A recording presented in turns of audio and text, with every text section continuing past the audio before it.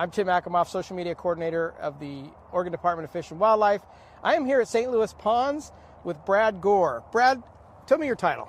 I'm the acting assistant district fish biologist for the Northwest Watershed District on the coast unit side, so the west side of the Willamette all the way up to the Coast Range, and we just oversee the fisheries in the area and make sure we have opportunities for folks around the area. Cool. And this is a real bassy district. You got Henry Hagg Lake up near Portland, big preeminent bass fishing, also stocked with trout. Yeah. But you got a lot of really great bass fishing opportunities in your district. Yeah, there's definitely a lot of warm water fisheries. Obviously, we've got St. Louis ponds that we do quite a bit of warm water species here. We've got crappie and bluegill also, and catfish. I want to learn more about how to catch bass or warm water species in cold weather. And I'm hoping you can kind of just walk me quickly through what are some of the best techniques to look for.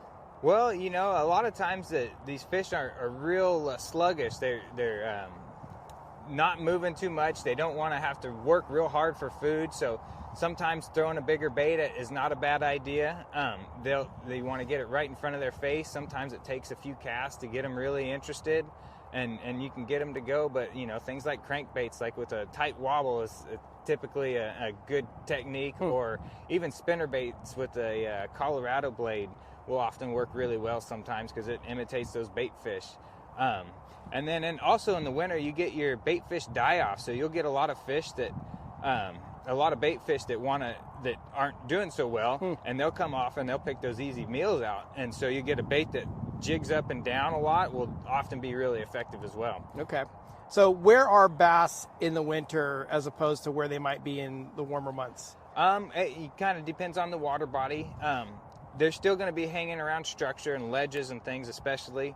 But a funny thing about bass is when it gets cold, they'll hang out in the mud and warm their bellies from the ground. And a lot of times you'll find them in those areas away from structure. So it sounds like an old fisherman's tale, but you actually have seen this, like bass with their bellies all dirtied up from the mud. Yeah, it happens. It's kind of funny, but that's great. They definitely do. Is there a big difference between fishing rivers and say ponds or lakes like this in the winter? Yeah, I mean rivers. You're still fishing the currents and things like that, and they're going to be hanging out definitely back in those back eddies and side sloughs and things like that. Whereas in ponds and stuff, you're probably going to find the deepest water you can find. Okay. And so today, what are you thinking we want to try here at St. Louis Ponds? We've got a little bit of sunshine. It's chilly. It's cool. It looks like the water might have been kicked up a little bit in the storm last night. What are you thinking? I'm thinking because of the dirty water, we want something that's going to tease their lateral line, and that way they find their food, hitting the weed lines and the deeper sections. And like there's these logs sitting in the water that we probably want to, try to maybe drop a plastic worm or a Cinco or something in there that looks like it's got a slow drop to it that gives the fish a little time to react to it. Okay. Great. Well, let's get to it. We got to catch a fish in January. Yeah, sounds Thanks, Brad. good.